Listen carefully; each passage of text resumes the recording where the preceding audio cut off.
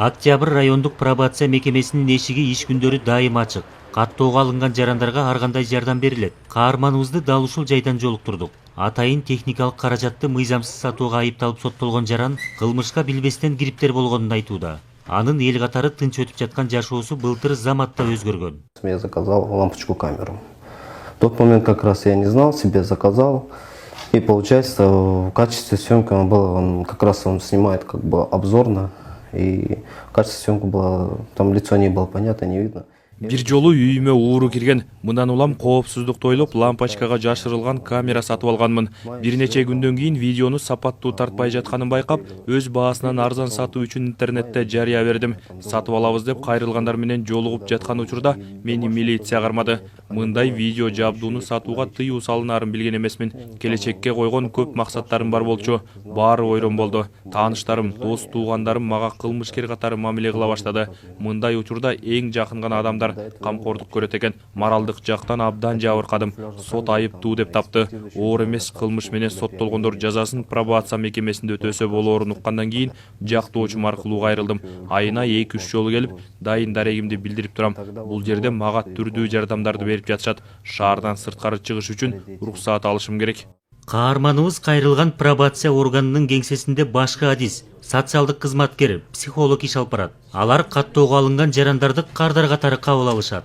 Аңгемелешүүлөрдө алар менен жакындан байланышка чыгып, кандай адам, жини чукулбу, баардык методикалар менен изилдөө жүргүзөбүз дагы, анын негизинде жыйынтык чыгарып, ошого жараша программа түзүп иш алып барабыз. Анан акырындан айтып баштайсың. Мондай кылмыш болгон турбайбы, эмнеге бардың эле десе, ошондо айтып берет. Же өзүн күнөөлүү деп эсептейби, эсептебейби, балким мыйзамга нааразы болуп жүргөндөр, ошонун баарын айтып берет. Балким чындыгында күнөөлүү деп ошол жактан өкүнүп, ошол жабырлануучу тарап менен чыккан учурдан кийин дагы сүйлөшкөнгө аракет кылгандар болот. Сот болот, тергөө жүрөт, ошентип булар да өздөрү психологик кичине кыйналып калышат, өзүн кээде таппай калат. Кээбиркилер кылмыш кылган себеби акча жетпей калгандан, же тамакка жетпей калат, же жумушу жок болот, жашай турган жери жок болот. Кээбиркилер айла жоктон кылмышка барат. Ошолорго пробация мыйзамы өзү ошол милдети, максаты ушуларга жардам берип кайра кылмышка алып барабыз керек да. Мындан сырткары каттоодо турган адамдын жоголгон документтин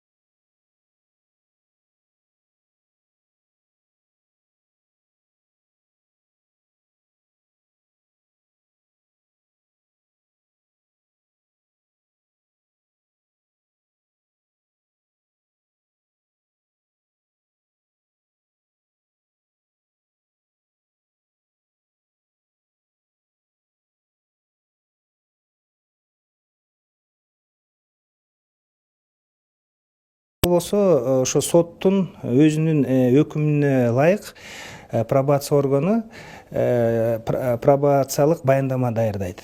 Мындайча айтканда, тергөө органдары тиешелүү түрдө өзүнүн ишин аяктап сотко тапшырышат.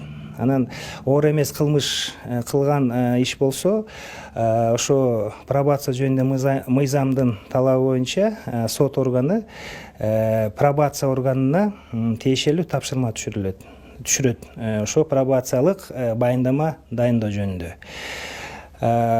Пробация департаменти болсо өз учурунда ошол тиешелүү түрдө ошо соттолуп жаткан жаран тууралуу социалдык изилдөө жүргүзөт, психологиялык жактан портретин түзөт.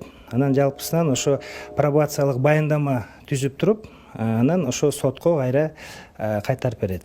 Бул бир учуру. Экинчи учурда эгерде ошол соттон келген тапшырма боюнча ошол соттолуп аткан жаран тууралуу маалыматтары так эмес болсо, же болбосо жашаган жери белгиленген эмес болсо, Анда берде ошо биздин пробация мыйзамына ылайык пробация органы тиешелүү түрдө өзүнүн жүйөлүү корутундусун жиберет. Бул ошо пробациялык баяндама даярдоо мүмкүн эмес дегенди билгизет да. Пробациялык сыноо оор эмес кылмыш кылгандар менен бирге абактагы жаза мөөнөтү аяктап бараткан адамдарга карата да колдонулат. Себеби түрмөдөн жаңы чыккандар коомго аралаша албай кыйналышы мүмкүн. Мындай учурда алар кеңешке, моралдык колдоого муктаж болушат. Учурда жалпы өлкө боюнча 5650 жаран пробация мекемесинде каттоодо турат. Алардын 750сү абактан жаза мөөнөтүнөн мурда шарттуу бошоп чыккандар. Былтыркы жылдын жыйынтыгы менен 800дөн ашык адам жумуш менен камсыз болгон. Атайын түрмөгө кеспей, жеңилдик берилгенине карабай, пробация органынын талаптарын бузгандар да бар. Бүгүнкү күнгө чейин 59 адам боюнча сотко кайрылуу жолдонду.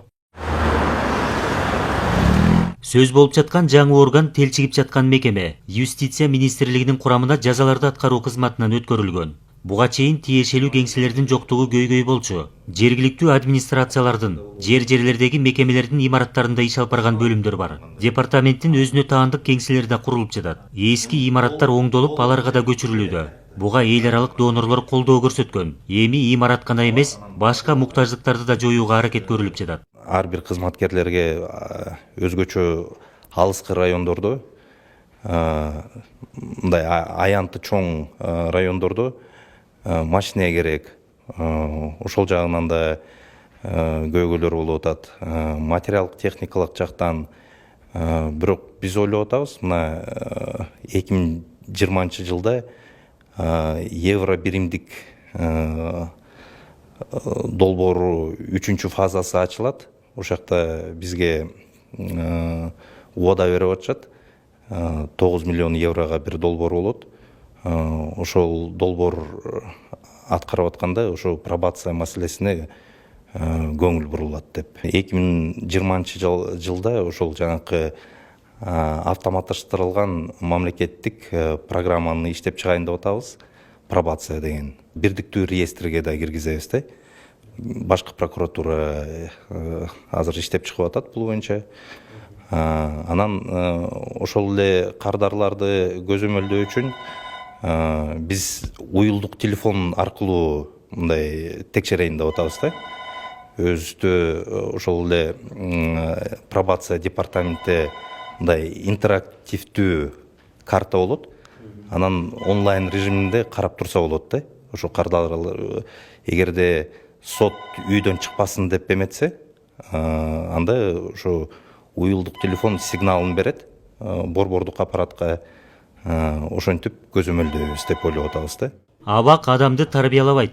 Ал жазалоочу гана күчкө ээ. Тескерисинче жабык жайларда жазасын өтөгөн адамдардын ой жүгүртүүсү, психологиясы өзгөрүп чыгаарын адистер кайталап келишет. Мындан улам бир жолку жаза баскан үчүн түрмөгө түртпөй, туура жолду көрсөтүү зарылчылыгын айткандар көп. Пробациялык сыноо дал ушул принципке таянат. Хочу вот на юридическую тоже сторону, чтобы знать на будущее, потому что от этого никто не застрахован, оказывается. Эгер пробациялык сыноо болбогондо мен 2,5 жыл абакта отурмакмын. Билбей жазаган мыйзам бузуу үчүн келечек жашоом бүдөмүк бойдон калмак. Ал жакта мени кандай тагдыр күтмөк билбейм. Ошондуктан пробация органынын талаптарын толук аткарганга аракет кылып жатам.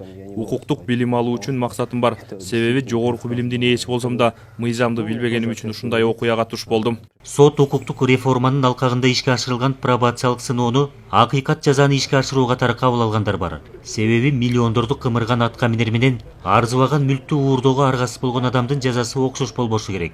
Калыгул Асанбаев, Эсентур Абыкеев, Ала Тоо 24.